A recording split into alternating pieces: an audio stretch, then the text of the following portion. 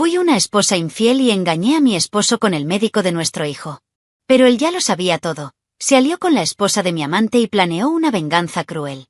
Frente a todos, fui humillada. Mi amante murió y yo terminé con cicatrices para el resto de mi vida. Si te gustan las historias de traición y venganza, dale a me gusta al vídeo, suscríbete al canal y activa la campanita para recibir notificaciones de nuevas historias. Nunca imaginé que algún día escribiría esto, pero quizás desahogarme sea la única manera de lidiar con la avalancha en la que se ha convertido mi vida. Me llamo Elisa, tengo 33 años y hasta hace unos años, me veían como la mujer con la vida perfecta. Casada con Enrique, un ingeniero dedicado y apasionado, madre de un niño de 7 años llamado Pedro y dueña de una casa acogedora en un barrio tranquilo. Los vecinos nos veían como modelos a seguir, e incluso yo creía haber logrado todo lo que tanta gente sueña. Pero lo cierto es que, tras las paredes de nuestra casa bien pintada, había un silencio corrosivo, un vacío que me consumía más cada día. No era falta de amor por mi hijo ni falta de respeto por el esfuerzo de mi marido. Era algo dentro de mí, un vacío que nunca supe cómo llenar, y que me hacía buscar en el lugar más inapropiado la sensación de estar viva de nuevo. Todo empezó cuando Pedro enfermó inesperadamente.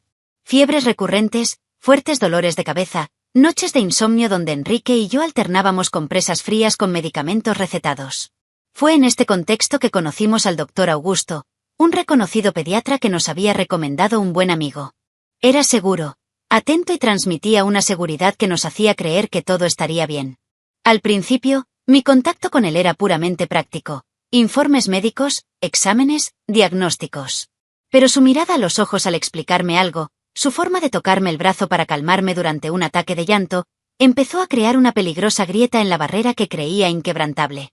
Henry siempre fue un hombre serio, centrado en el trabajo y sus obligaciones. No era frío, pero su pragmatismo a menudo me hacía sentir como una extensión de su rutina.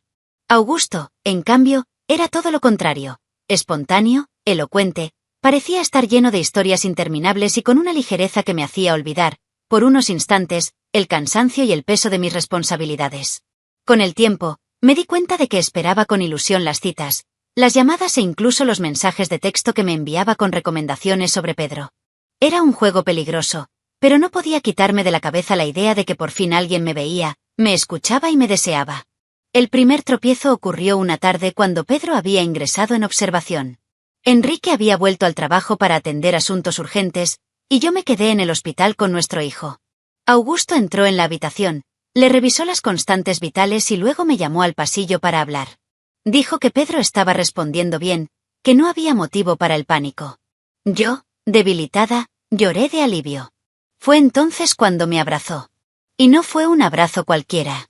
Sentí una calidez recorrer mi piel, una intensidad que no había sentido en años.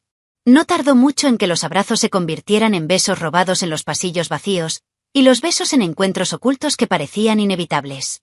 Sabía que estaba cruzando una línea sin retorno. El rostro de Enrique me venía a la mente cada vez, junto con la sonrisa inocente de Pedro, pero aún así, seguí adelante. Era como una adicción, la euforia de sentirme deseada, la sensación de ser especial para alguien que no me veía solo como esposa y madre. Me decía a mí misma que era solo una fase, que pronto terminaría, que volvería a mi vida normal. Pero cuanto más intentaba racionalizar, más me hundía. Augusto sabía cómo manipularme con palabras dulces, promesas vagas y esa mirada que parecía leer mis secretos más profundos. Sin embargo, como con cualquier mentira bien urdida, la máscara pronto se quebró. Enrique empezó a notar mi distanciamiento, mis excusas endebles, mis miradas furtivas al teléfono. Nunca fue estúpido. Simplemente confiaba demasiado en mí como para creerme de inmediato capaz de algo tan cruel. Pero el destino revelaría la verdad de una manera mucho más devastadora de lo que jamás hubiera imaginado. Enrique siempre creyó en el valor de la rutina y la confianza. Era de los que llegaban a casa a la misma hora todos los días, se sentaban a la mesa con Pedro y conmigo, y siempre preguntaban qué tal había ido la tarde. Al principio, conseguí mantener las mentiras con naturalidad. Decía que estaba cansada, que había pasado la tarde terminando un trabajo de diseño freelance, que había dormido junto a nuestro hijo para recuperar fuerzas. Pero con el tiempo, mi cuerpo me daba señales que no podía controlar. Perfumes diferentes, marcas sutiles, miradas vacías durante la cena. Él lo notó. Pude ver en sus ojos que estaba empezando a entender el rompecabezas. El descubrimiento definitivo ocurrió de forma casi cinematográfica. Una noche, tras otra larga consulta con Augusto, entré y encontré a Enrique sentado en el sofá, inmóvil, con mi teléfono en la mano. El dispositivo estaba desbloqueado, y los mensajes explícitos con Augusto estaban todos allí, en letras descarnadas. No hubo discusión ni gritos. Solo su silencio, pesado, penetrante, y el latido de mi corazón latiendo en mi pecho. Intenté murmurar excusas, inventar explicaciones, pero él simplemente se levantó, dejó el teléfono sobre la mesa y dijo: «Te cavaste tu propia tumba, Elisa». Esas fueron sus últimas palabras esa noche. Lo que no sabía era que Enrique, en lugar de estallar, decidió actuar con determinación. No solo quería confrontarme. Quería que sintiera el peso de cada mentira, de cada traición. Y fue en ese momento que entró en escena alguien que cambiaría por completo el curso de nuestra historia. Laura, la esposa de Augusto. Laura era una mujer a la que solo había visto fugazmente en fotos familiares en la oficina. Alta, elegante, con esa belleza madura que inspira respeto. Más tarde descubrí que ya sospechaba de la infidelidad de su marido, pero nunca había tenido pruebas concretas. Cuando Enrique se acercó a ella, presentándole los mensajes, fotos e incluso grabaciones de audio que había intercambiado con Augusto, no dudó. Su dolor se hizo eco de la ira de él, y juntos decidieron que no bastaba con exponernos en privado. La venganza tendría que ser pública, irrefutable y cruel. Mientras tanto, seguía viviendo con la ilusión de que Enrique quizás estuviera en negación. No quería hablar conmigo del asunto, mantenía su rutina con Pedro e incluso me trataba con una cordialidad casi mecánica. Esta frialdad me inquietaba, pero prefería creer que aún tenía una oportunidad de reconstrucción, que solo tenía que pedir perdón en el momento oportuno. No tenía ni idea de que, entre bastidores, mi caída se estaba planeando cuidadosamente. Laura empezó a observarme con más atención. Empezó a aparecer en eventos escolares, en reuniones de padres y maestros, en lugares donde antes no había aparecido. Sentía su mirada fija en mí, pero no me atrevía a mirarla. Había algo en ella que me daba escalofríos. No era solo una esposa traicionada, era una mujer nerviosa, a punto de estallar. El clímax llegó en una fiesta de la empresa donde trabajaba Enrique, un evento anual que reunía empleados, familias e invitados. Pensé que sería otra oportunidad para demostrar que seguíamos siendo una pareja unida, incluso después de las tensiones recientes. Me puse mi mejor vestido, me maquillé como una reina y llevé a Pedro de la mano, sonriendo a todos como si nada hubiera pasado. Pero cuando las luces se atenuaron y las pantallas se encendieron, mi farsa empezó a desmoronarse irreversiblemente. Las luces de la sala se apagaron de repente y un murmullo recorrió las mesas decoradas con flores y vasos que brillaban bajo los focos. Sonreía, con la mano de Pedro en la mía, cuando empezaron a aparecer imágenes en la pantalla, conversaciones telefónicas proyectadas a tamaño gigante, capturas de pantalla de grabaciones de audio, incluso fotos que Augusto y yo habíamos intercambiado en momentos íntimos. Se me heló el corazón. No podía respirar. No podía creer que esto estuviera sucediendo delante de los compañeros de trabajo de Enrique, sus viejos amigos e incluso familiares. La gente se miraba, susurraba, algunos se pusieron de pie al instante. Y entonces, la voz de Enrique resonó por el micrófono. Esta es la mujer que jura amor mientras se acuesta con el médico que atiende a su propio hijo. Fue como un disparo en el pecho. Todo mi cuerpo temblaba. Intenté levantarme, pero mis piernas no me obedecían. Augusto también estaba presente, invitado imprudentemente por mí bajo el pretexto de que él y su esposa formaban parte de nuestras vidas. Cuando aparecieron las fotos de él y yo, vi cómo su rostro palidecía y el de su esposa, Laura, se endurecía como una piedra. No gritó ni lloró. Simplemente subió al escenario, le quitó el micrófono a Enrique y dijo, con tono firme, casi solemne, «Este hombre es un traidor compulsivo. Y esta mujer fue cómplice de mi destrucción. Pero hoy, serán ellos los destruidos». El silencio en la sala era absoluto, interrumpido solo por el clic de las cámaras de los celulares. Quería correr, desaparecer, pero estaba paralizada. Augusto intentó levantarse, decir algo, pero Laura se volvió hacia él con una mirada de furia. «Cállate, Augusto. Las mujeres que usaste ya no se callarán». La gente empezó a ponerse de pie, algunos en shock, otros visiblemente ansiosos por presenciar el escándalo. La vergüenza me quemaba la piel. Enrique ya no me miraba, parecía distante, incluso aliviado, como si se hubiera quitado un peso de encima. Y Pedro, mi hijo inocente, era sacado del salón por una tía, con lágrimas en los ojos, incapaz de entender nada de esto. Fue en ese momento que sentí que el suelo se derrumbaba bajo mis pies. No era solo un matrimonio desmoronándose, sino mi propia identidad siendo arrancada en público. Cuando la fiesta terminó en caos, me empujaron al estacionamiento entre miradas y comentarios cortantes. Enrique me ignoró. Laura caminaba junto a Augusto, pero no como su esposa, sino como una enemiga. Antes de subir al auto, se me acercó y me susurró: «Aún no ha terminado, Elisa. Lo pagarás con el cuerpo, no solo con el alma». La amenaza se me quedó grabada, pero no sabía qué tan seria era. En los días siguientes, las consecuencias fueron devastadoras. Mensajes ofensivos en redes sociales, llamadas anónimas, vecinos que evitaban el contacto. Augusto fue despedido de la clínica donde trabajaba, y yo, tildada de adúltera del barrio, me escondí en casa, comiendo poco y durmiendo mal. Enrique solicitó el divorcio de inmediato, con un abogado despiadado que me humillaba en cada audiencia. Le rogué que me diera una oportunidad, pero él se mantuvo firme. Lo peor, sin embargo, fue saber que Laura no se había rendido. En cada esquina, en cada sombra, la sentía observándome, acosándome. La exposición pública había sido solo el primer acto. El segundo vendría con un derramamiento de sangre. Laura no era una mujer común y corriente. Lo descubrí de la forma más dolorosa posible. Mientras yo luchaba por sobrevivir a la tormenta de insultos y al proceso de divorcio, ella tramaba algo mucho más oscuro. Augusto, acorralado, me llamaba todas las noches, rogándonos que huyéramos juntos, que lo dejáramos todo atrás. Pero sus palabras sonaban desesperadas, sin rumbo, como las de un hombre que lo había perdido todo y ahora se aferraba a mí como si fuera su último salvavidas. Yo, aunque igualmente devastada, sabía que cualquier escape solo ahondaría nuestra miseria. Aún así, seguía reuniéndome con él en secreto, como si la ruina total no fuera suficiente, como si quisiera desafiar al destino mismo. Fue una de esas noches en las que todo pasó. Habíamos quedado en vernos en un pequeño motel a las afueras de la ciudad, intentando reavivar la chispa de lo que una vez pareció pasión.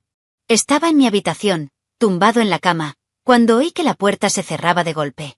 Laura entró, con los ojos encendidos de odio, un trozo de cristal en la mano como arma improvisada. «¡Perra!», gritó, antes de abalanzarse sobre mí. El susto fue tan grande que tardé en reaccionar. Me agarró del pelo, arrastrándome contra la pared, y antes de que pudiera soltarme, sentí un corte agudo en la cara. El dolor era insoportable, la sangre brotó a borbotones al instante, y mi grito resonó por la habitación amortiguada. Augusto se apresuró a intentar separarla, pero Laura, como un animal furioso, lo empujó con una fuerza que parecía sobrehumana. Se tambaleó, cayendo contra la mesita de noche, y el impacto fue tan violento que oí su cabeza golpearse contra la esquina de mármol. El silencio que siguió fue ensordecedor. Augusto no se movió de nuevo. La sangre empezó a extenderse por la alfombra, y Laura, aún jadeante, me miró como si nada de esto fuera una sorpresa. «Ahora él paga. Y llevarás esta cicatriz para siempre», dijo, antes de dejar caer el vaso ensangrentado y salir de la habitación con paso firme. Me quedé inmóvil, en shock, sintiendo mi rostro arder y el olor metálico de la sangre de Augusto mezclándose con el mío. Lloré como nunca antes, no por un amor perdido, sino por el horror de darme cuenta de que había ido demasiado lejos. Había traicionado a mi esposo, destruido a mi familia, arruinado mi reputación, y ahora estaba físicamente marcada, con el estigma de mi propia vergüenza en el rostro. Y Augusto, muerto ante mí, víctima del mismo juego peligroso que él mismo había iniciado.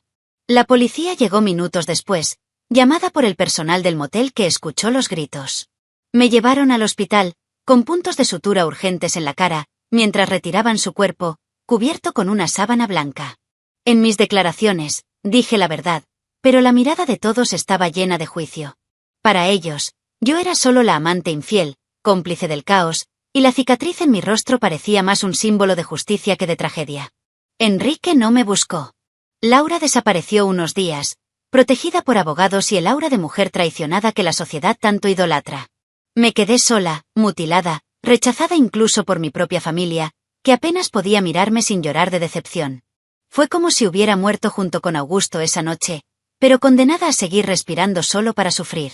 Las semanas siguientes fueron una mezcla de dolor, vergüenza y aislamiento.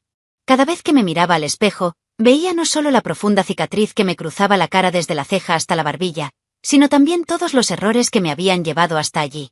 La marca era grotesca, imposible de ocultar, ni siquiera con maquillaje. El corte había desfigurado mi sonrisa, distorsionado parte de mi expresión, como si Laura hubiera tallado con violencia mi nueva identidad, la de una mujer marcada por la traición. Evitaba salir de casa, temiendo las miradas, los susurros, los señalamientos. Incluso cuando tenía que ir al supermercado, sentía como si todas las miradas me atravesaran, como si cada persona supiera exactamente quién era. Enrique formalizó el divorcio sin decirme una palabra. No recibí nada más que la obligación de pagar la pensión alimenticia, a pesar de estar desempleado y ser rechazado por los clientes. Mis padres, desolados, se mudaron a otra ciudad, incapaces de lidiar con la vergüenza que yo había traído a la familia. Pedro permaneció bajo el cuidado de su padre, visitándome rara vez, siempre tenso, como si me tuviera miedo.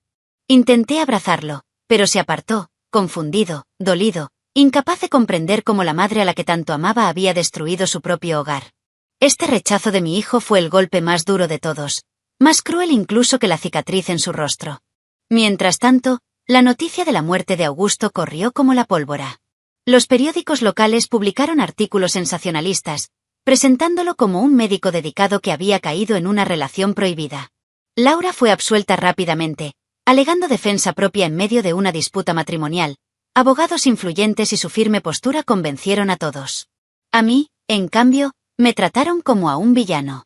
Para muchos, mi rostro desfigurado era solo el reflejo externo de mi decadencia interna. Empecé a vivir como una sombra. Acepté pequeños trabajos de costura en casa, escondida tras las cortinas cerradas, aceptando una paga miserable solo para sobrevivir. Las noches eran largas, llenas de pesadillas con la sangre de Augusto, la mirada fría de Enrique, el grito ahogado de Pedro. Ya no tenía identidad, solo una existencia marcada por la culpa y la pérdida. Pero el destino me tenía preparada una crueldad aún mayor. Un día, al salir a comprar pan, encontré a Laura parada en la esquina, mirándome fijamente. Estaba impecable como siempre, elegantemente vestida y con una postura erguida. Se acercó lentamente, se inclinó cerca de mi oído y dijo: «Ahora sabes lo que es vivir con una cara que nadie quiere ver. Pero la diferencia es que a mí todavía me respetan. Tú no eres más que un fantasma». Luego se alejó, dejándome temblando en medio de la calle. Esa frase resonó durante días. Me pregunté si habría vuelta atrás, alguna posibilidad de reconstruir. Pero la realidad era clara. Estaba sola, herida y condenada.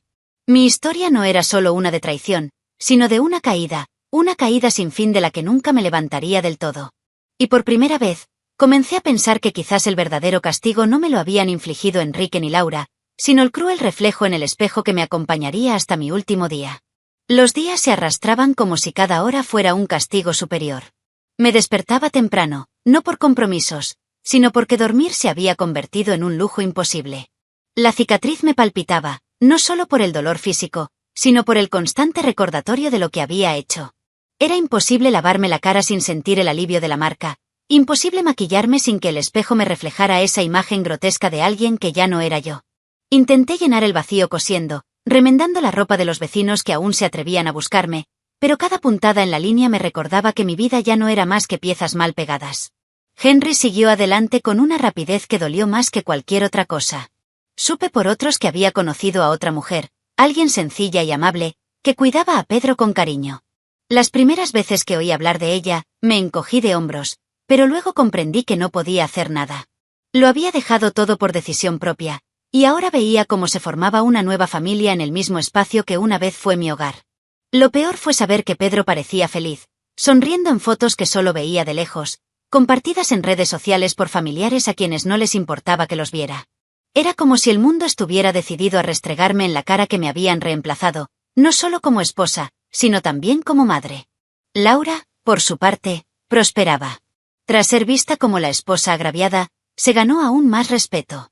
La invitaban a dar conferencias y se convirtió en portavoz de campañas de apoyo a mujeres traicionadas, como si su vida se hubiera convertido en un ejemplo. La observaba desde la distancia, en silencio, mientras desfilaba impecablemente, con el aura de una persona que había superado la prueba. A veces, la ira me quemaba, no por la cicatriz en sí, sino por cómo ella se había convertido en una heroína, mientras yo estaba condenada al ostracismo eterno. Las calles del barrio, antes familiares, ahora parecían territorio hostil. Los niños susurraban al verme, algunos reían con crueldad, y yo me encogía de miedo, intentando desaparecer. Empecé a salir cada vez menos, viviendo como una prisionera entre cuatro paredes que olían a moho y derrota. Hubo días en que pensé en acabar con todo, pero el recuerdo de Pedro me lo impedía. Por mucho que se hubiera alejado, no soportaba la idea de dejarlo con el recuerdo de una madre cobarde. Una noche, sin embargo, recibí una llamada inesperada. Era un número desconocido, y al contestar, solo oí una respiración agitada al otro lado. Antes de que pudiera colgar, una voz femenina resonó fría y precisa. «Aún no has pagado todo, Elisa. Aún queda un poco». Mi corazón se aceleró, me temblaron las manos, y supe al instante quién era. Laura no había terminado conmigo. La cicatriz era solo el principio. Y esa amenaza me devolvió a un estado de alerta constante, como si cada rincón escondiera una nueva estafa. Empecé a dormir con la luz encendida, comprobando las cerraduras una y otra vez, pero nada me traía paz. Era como vivir en un pasillo interminable, esperando a que se abriera la siguiente puerta y revelara lo que quedaba de mi condena. A la mañana siguiente de esa llamada, salí de casa a comprar pan, temblando por dentro. La panadería estaba casi vacía, pero en cuanto entré, sentí las miradas quemándome la piel. Era como si todos supieran que algo más estaba a punto de ocurrir. Caminé rápido, compré lo mínimo y volví a casa, pero la sensación de ser vigilada no me abandonó. Pasé los siguientes días en alerta máxima, asomándome por las rendijas de las cortinas, esperando ver a Laura emerger con su mirada penetrante. Pero nunca apareció. Ese era el verdadero tormento, no saber cuándo ni cómo llegaría el siguiente ataque. Una tarde, dejaron un sobre en mi puerta. Sin remitente, solo mi nombre escrito con letra firme. Lo abrí con manos temblorosas y encontré fotos antiguas. Augusto y yo en diferentes momentos, desde abrazos en el hospital hasta besos en el estacionamiento. Algunas ni siquiera recordaba que existían. En el reverso de cada foto había frases cortas escritas a mano. ¿Todavía te duele? ¿Te has mirado al espejo hoy? Está muerto por tu culpa. Tiré todo al suelo, sollozando, con todo el cuerpo temblando de miedo. Estaba claro que Laura estaba detrás de todo esto, alimentando mi culpa como un veneno diario. Lo peor llegó unos días después, cuando Pedro apareció en una de sus breves visitas. Entró en el apartamento en silencio, evitando mi mirada. Intenté abrazarlo, pero me esquivó, mirándome fijamente a la cicatriz de la cara. Papá dijo que hiciste cosas malas, que el médico murió por tu culpa. ¿Es cierto? La pregunta fue como una cuchilla que me atravesó el alma. No pude responder. Simplemente lloré, y él, asustado, me pidió que nos fuéramos temprano. Cuando Enrique vino a recogerlo, ni siquiera me miró a los ojos. Era como si ya no fuera más que una sombra insignificante. En un intento desesperado por recuperar el control, decidí buscar a Laura en persona. Fui a la clínica donde trabajaba como administradora, pero me rechazaron en recepción. Aún así, dejé una nota. Por favor, déjenme en paz. Ya lo he perdido todo. Esperé días por una respuesta, pero su silencio fue aún más cruel que cualquier palabra. Hasta que, una noche lluviosa, me desperté con unos fuertes golpes en la puerta. Corrí a abrir, pensando que era un vecino en apuros, pero al abrirlo, solo encontré otro sobre, esta vez mojado por la lluvia. Dentro había un espejo de bolsillo, partido por la mitad. En el reflejo distorsionado, vi mi rostro deformado multiplicado en pedazos. El mensaje era claro. Quería que nunca olvidara en quién me había convertido. Este ciclo de persecución psicológica me llevó al borde de la locura. Empecé a hablar sola, a discutir con el vacío, a gritar en mitad de la noche. Mi salud empezó a deteriorarse, perdí peso visiblemente, e incluso los vecinos que aún me traían ropa para coser dejaron de venir. Era la imagen del fracaso, la personificación de la desgracia. Sin embargo, en algún lugar dentro de mí, una chispa insistía en resistirse. Sabía que si no confrontaba a Laura de alguna manera, ella seguiría aplastándome hasta desaparecer por completo. La oportunidad de confrontación surgió inesperadamente. Fui al cementerio, impulsado por una extraña necesidad de visitar la tumba de Augusto. Quizás buscaba respuestas, quizás simplemente quería confrontar al fantasma que aún me perseguía. El lugar estaba vacío, solo unas pocas flores marchitas esparcidas entre otras tumbas. Me arrodillé ante la sencilla lápida, donde su nombre estaba grabado con letras frías, y lloré en silencio. Fue entonces cuando oí pasos detrás de mí. Al girarme, allí estaba Laura, impecable como siempre, sosteniendo un paraguas negro a pesar de la ligera llovizna. Sabía que te encontraría aquí, dijo con una media sonrisa que me heló la sangre. ¿Has venido a visitar a tu amante? Ni siquiera merece tus lágrimas. Intenté levantarme, pero me fallaron las piernas. Laura, por favor, ya conseguiste lo que querías. Me arruinaste la vida. Déjame en paz. Se acercó lentamente, agachándose a mi altura. Sus ojos brillaban con desprecio. No, Elisa. Aún respiras. Mientras respires, aún puedes sufrir. Y quiero que sufras. Sus palabras me golpearon como puñetazos. Intenté discutir, disculparme, pero ella rió, una risa seca y sin alegría. ¿Perdón? El perdón no borra lo que le hiciste a mi matrimonio, a mi nombre, a mi dignidad. Lo destruiste todo, ¿y ahora crees que puedes esconderte tras esta cicatriz? Esto es solo el principio. Sentí un escalofrío que me recorrió el cuerpo. El viento frío pareció soplar solo para intensificar ese momento. De repente, sacó otro objeto pequeño de su bolsillo, una navaja de plata. No avanzó de inmediato, simplemente la abrió ante mí, como quien exhibe un trofeo. ¿Recuerdas el dolor cuando el cristal te cortó la piel? Yo lo recuerdo. Y cada vez que lo recuerdo, quiero terminar el trabajo. Mi corazón se aceleró y comencé a retroceder, tropezando con las lápidas del cementerio. Pero antes de que pudiera dar el primer paso hacia mí, una voz resonó por la habitación. Basta, Laura. Era Enrique. Me había seguido, quizá desconfiando de mis idas y venidas. Apareció al otro lado del pasillo, con expresión dura pero firme. Laura se giró hacia él, sorprendida. Esto no es asunto tuyo, Enrique. Pero él dio un paso adelante, mirándola fijamente. Sí, es asunto mío. Ya lo has destruido todo. Deja que viva con el peso de la situación. Ya es suficiente castigo. Por un momento, pensé que Laura retrocedería. Pero me miró de nuevo, con los ojos llenos de fuego, y dijo, tuviste suerte hoy, Elisa. Pero él no siempre estará aquí. Guardó el cuchillo, se dio la vuelta y desapareció lentamente entre las lápidas. El sonido de sus tacones resonó como una sentencia. Me quedé allí, temblando, sin fuerzas. Enrique no me tocó, no me consoló. Simplemente dijo, tú elegiste este camino. Ahora, acéptalo. Y se fue de inmediato, sin mirar atrás. Me quedé sola ante la tumba de Augusto, llorando no solo por él, sino por mí misma, por todo lo que había perdido, por todo lo que aún me atormentaba. Ese día, me di cuenta de que mi vida nunca volvería a ser la misma. La cicatriz en mi cara era solo un detalle comparada con la herida abierta que sentía en mi interior. Y por mucho que lo intentara, jamás escaparía de la sombra de Laura, que me perseguiría hasta el fin de mis días. Después de aquel día en el cementerio, me di cuenta de que ya no tenía refugio. No necesitaba la presencia de Laura para sentir su sombra siguiéndome. Cualquier ruido de madrugada me hacía saltar de la cama. Cualquier extraño en la calle me parecía una amenaza. Vivía en constante alerta, y esta paranoia empezó a consumirme por dentro. Aún así, seguí respirando, porque de alguna manera, la vida insiste en continuar incluso cuando ya no tiene sentido. Una noche, me despertó un golpe en la ventana del salón. Salté presa del pánico, agarré unas tijeras como si fueran un arma y caminé lentamente hacia la cortina. No había nadie, solo el viento azotando las ramas contra el cristal. Pero sobre la mesa, que estaba segura de haber dejado vacía, reposaba una rosa roja recién cortada, aún cubierta de rocío. El mensaje era claro. Alguien había entrado en mi casa mientras dormía. Cerré las puertas, las ventanas e incluso coloqué muebles contra la entrada, pero el miedo ya estaba dentro de mí y no había forma de ahuyentarlo.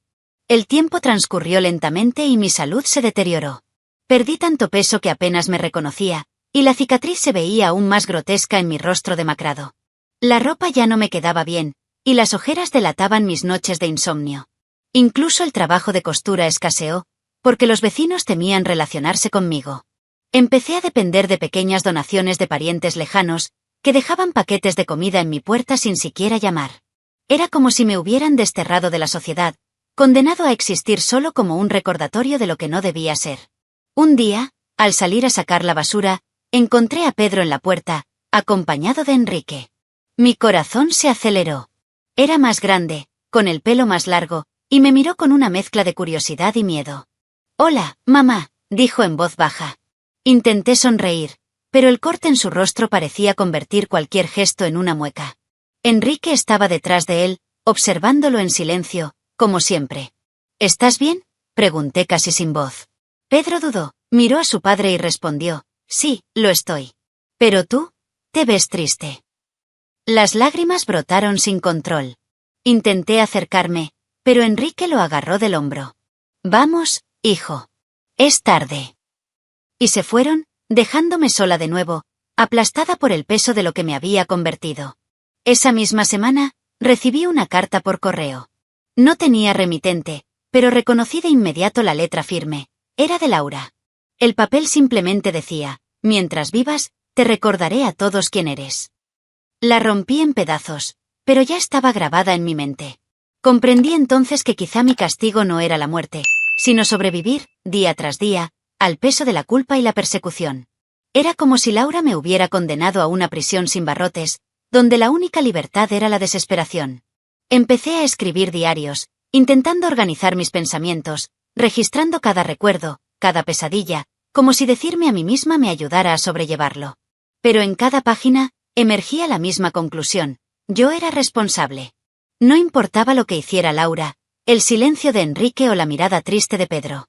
Todo empezó conmigo, con mis decisiones, con la debilidad de haber buscado en otro hombre lo que debería haber enfrentado dentro de mí. Fue este conocimiento lo que me carcomió más que cualquier cicatriz. Hoy, al contar esta historia, siento que estoy llegando al final de un largo desierto.